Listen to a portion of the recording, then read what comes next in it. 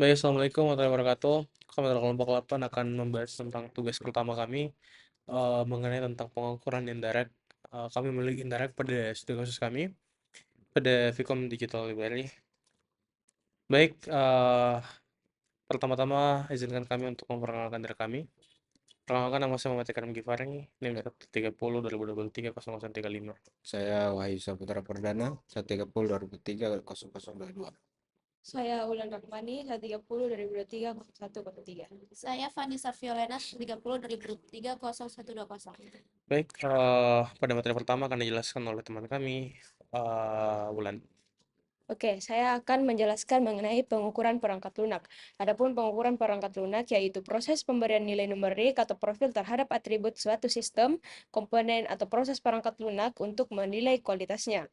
Menurut IEEE, pengukuran merupakan penilaian tingkat atau jumlah dari suatu atribut yang dimiliki oleh sebuah sistem. Kegiatan ini bertujuan untuk menentukan karakteristik perangkat lunak secara teratur dan terukur melalui angka-angka tertentu, sehingga kualitas perangkat lunak dapat dibandingkan dengan standar yang berlaku. Dalam pelaksanaannya, pengukuran membutuhkan satu satuan khusus yang disebut metrik untuk menggambarkan berbagai aspek kualitas perangkat lunak. Oke, selanjutnya. Baik, pada saat ini saya akan menjelaskan mengenai apa itu indirect. Indirect metric adalah satuan metrik yang diperoleh dari adanya hubungan interaksi antara software itu sendiri dengan lingkungan di sekelilingnya. Contohnya pada kualitas, fungsional, efisiensi, kompleksitas, reliabilitas, dan lain sebagainya. Adapun contoh pengukuran akan dijelaskan oleh rekan saya. Terus untuk contoh pengukurannya itu pada indirect itu fungsinya itu mengukur apa saja kemampuan yang diberikan oleh sistem dan beberapa baik fungsinya tersebut memenuhi kebutuhan pengguna. Itu untuk kualitasnya itu mengukur seberapa baik sistem bekerja secara keseluruhan termasuk kemudahan penggunanya, tampilan, keamanan, dan lain-lain. Untuk kekompleksannya itu mengukur tingkat kerumitan sistem, baik dari sisi kode, alur logika, maupun struktur program. Untuk efisiensinya itu mengukur seberapa optimal sistem menggunakan sumber daya seperti waktu, memori, dan prosesor.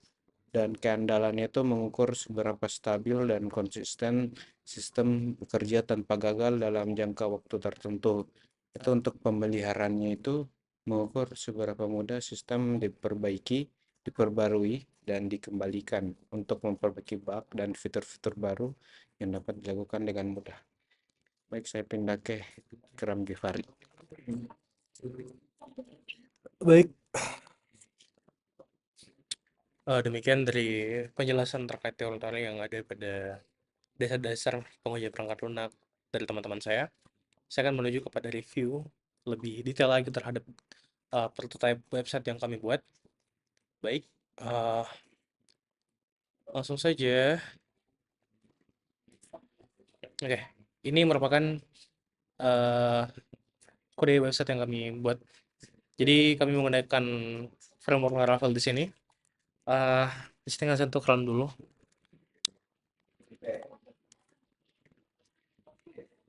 Kami menggunakan Laravel di sini yang berbasis bahasa PHP. Kemudian, oke.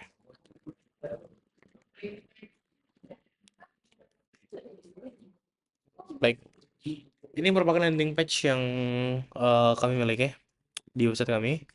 Jadi tersedia real time telemetries yang dimana di sini ada beberapa topik terkini terkait dengan computer science yang dimana di dalamnya kami punya beberapa testing di sini, yaitu kami memasukkan beberapa kategori langsung di database yang dimana di database kami itu kami menggunakan MySQL untuk database-nya.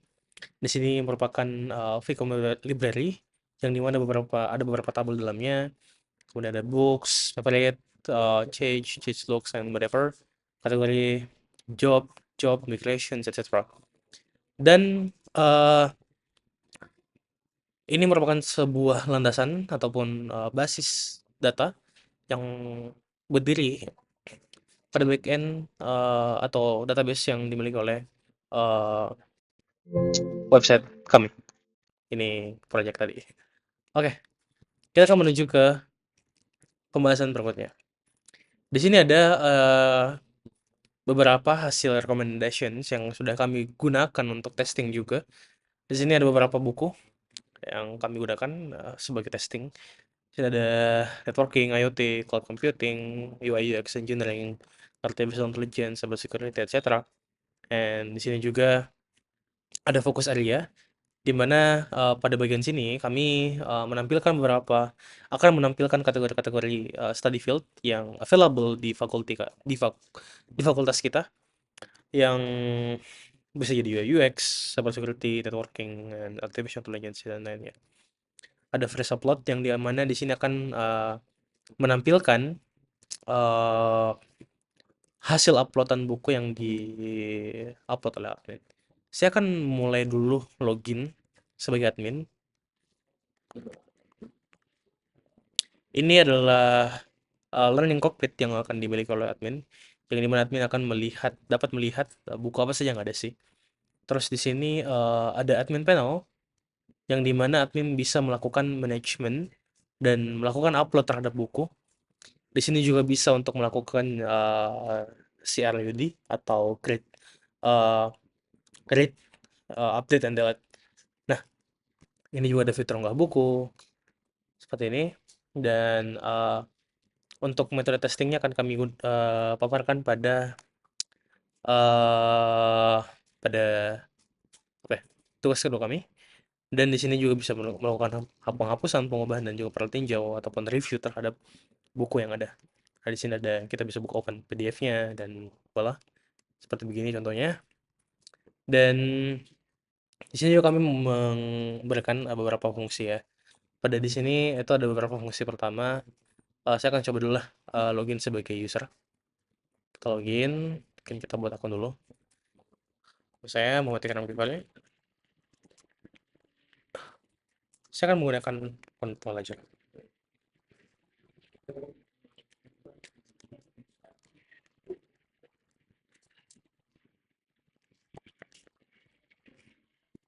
Testing.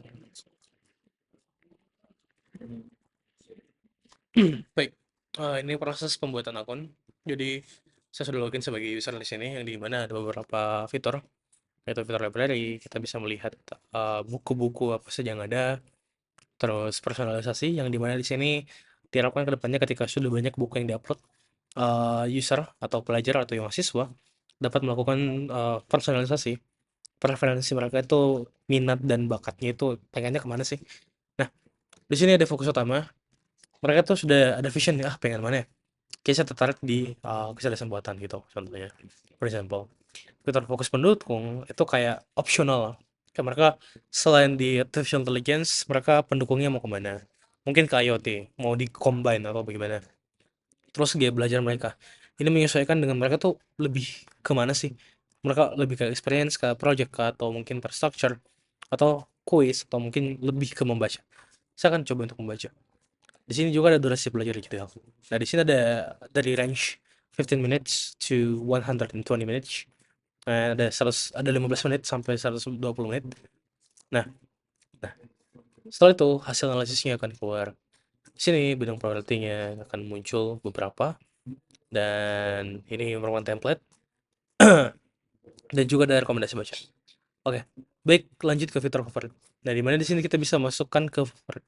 Contoh, saya masukkan salah satu buku ke favorit, yang dimana itu akan masuk ke dalam buku favorit dan juga akan masuk ke dalam study list nanti.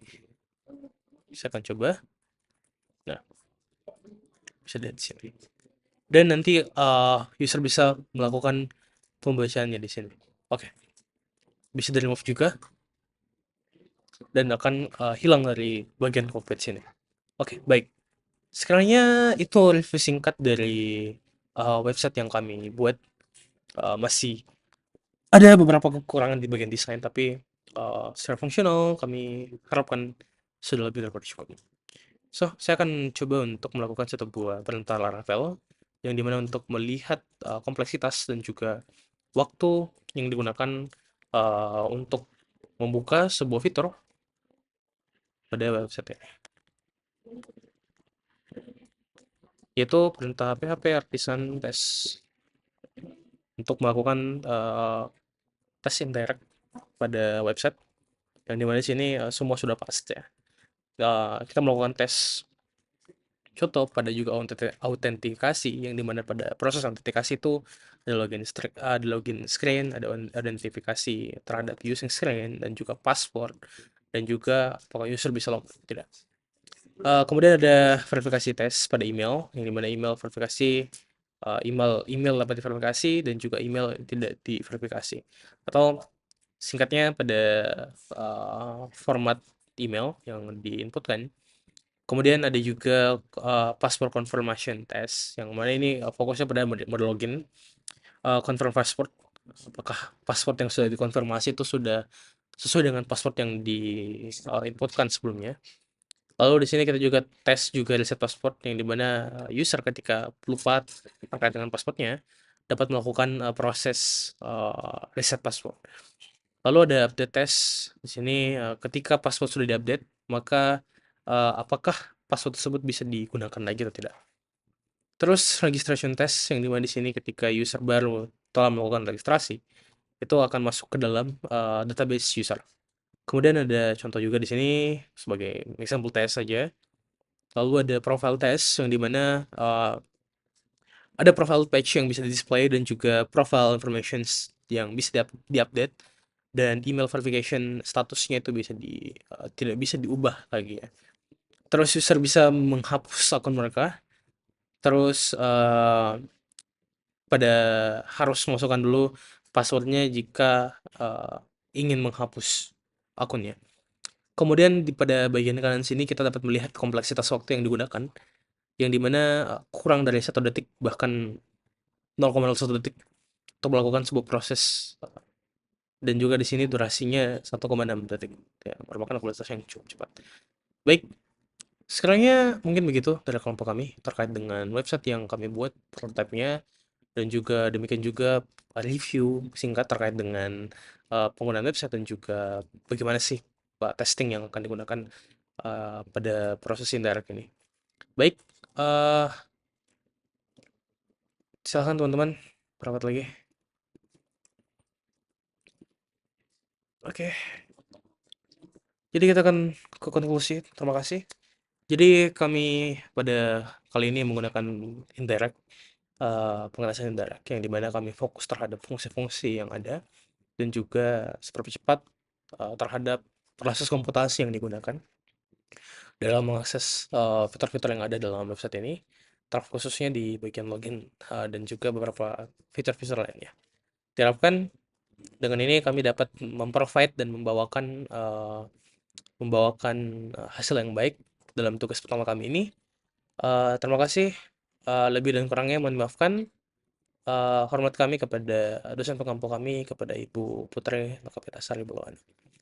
Baik, wassalamualaikum warahmatullahi wabarakatuh.